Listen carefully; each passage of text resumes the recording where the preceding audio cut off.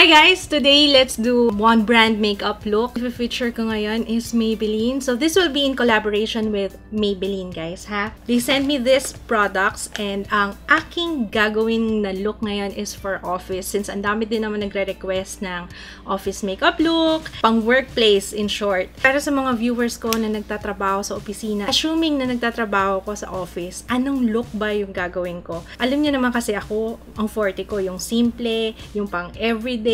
So, lahat ng gagamitin ko, Maybelline products. So, let's start with the foundation. Ang gagamitin kong foundation ngayon, guys, Maybelline Dream Velvet Soft Matte Hydrating Foundation. I already did a first impression review nito, guys. If hindi nyo pa napapanood, ilalagay ko yung link sa description box, okay? Shade na gagamitin ko today is Natural Beige or number 75.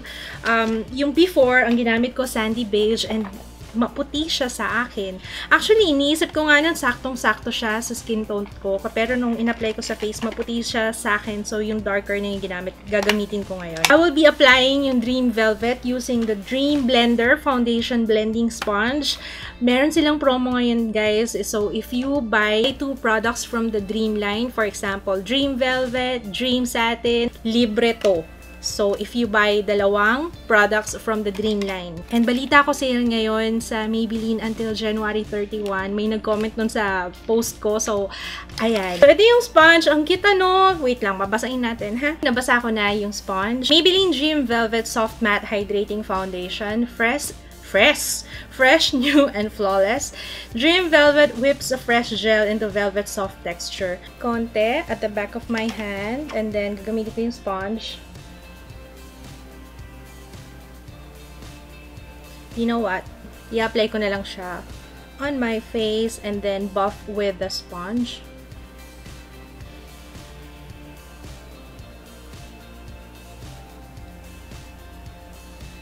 With the velvet matte, mas madali talagang i-apply siya using a sponge kasi mas napapress mo siya sa skin. So next, let's use itong Maybelline V-Face Duo Stick. I-apply ko muna yung highlight part.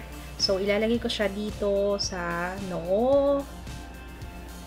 And then, dito sa nose bridge, Cupid's bow, dito sa chin, and here,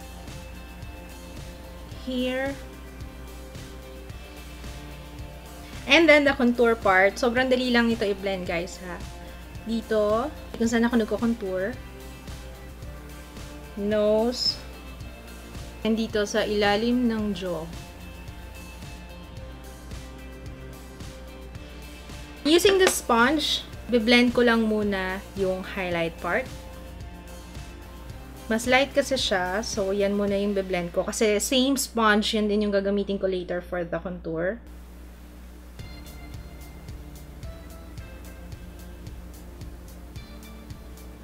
And then we'll blend yung contour part. So, start ako dito sa nose.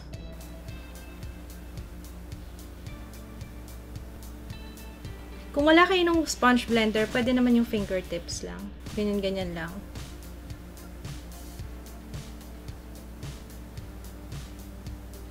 Next, yung V-Face Blush Contour. Yung kanina, cream-based siya. So, lalagyan ko naman siya ngayon ng powder. Yung ginawa kong contour kanina, parang isa-set ko siya so that tatagal siya buong araw. Itong shade ko is Wine.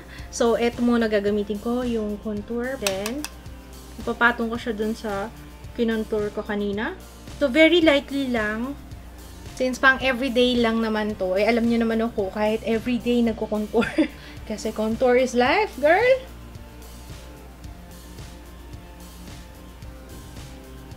I'll be using yung Maybelline Dream Satin Skin two-way cake, pero powder as setting powder. And for that, brush yung gagamitin ko, hindi yung sponge niya.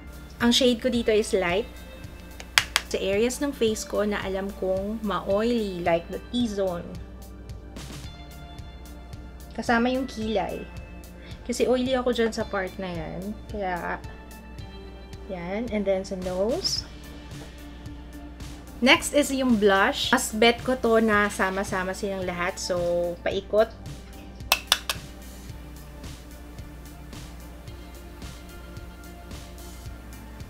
Okay, ayan, may kulay na yung aking face. Alright, next one is yung eyebrows. Ang gagamitin ko is yung Fashion Brow Duo Shaper and ang shade ko dito is yung dark brown. Ang gusto ko ma-achieve ngayong look na to is natural looking brows. So, I will try my best. Okay?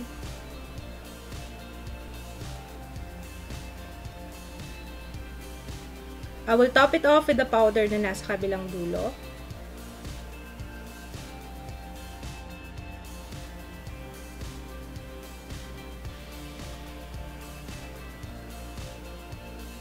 Fashion Brow 24-hour color matcher and the shade is dark brown. Ang cute nung wand niya, tingnan niyo. Apply ko lang siya. I love the brush. This is my first time na gamitin siya, kaya sa eyes, I will be using yung blush contour nila, pero yung contour part lang. Parang gagawa tayo ng shadow effect dun sa ating crease. Para kunwari deep set yung eyes, medyo malalim ng konti dito. So, yun.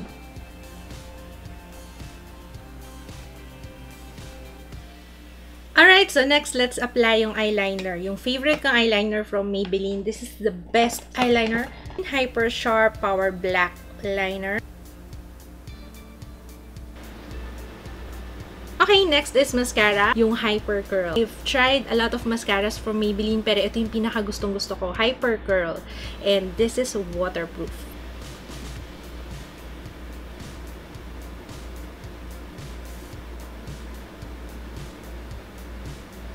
Last but not the least, sa lips, I will be using Touch of Spice. I forgot to mention this sa aking favorites noong 2016. Pero actually, na-discover ko kasi to last year pa. Yung Nude Nuance kasi yun yung bago nilang release. It's an everyday mauve color, so okay na okay to pang office. Ay, tapos na! What do you know? Tapos na yung ating look.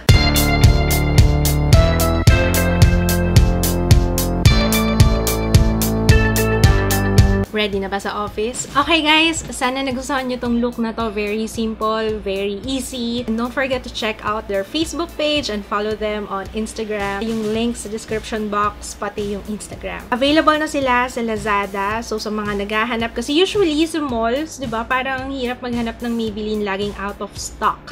Check nyo sa Lazada, baka sa Lazada meron. Okay, so yun lang guys. Maraming salamat sa panonood. Sana nagustuhan nyo tong first collaboration ko with Maybelline for this year.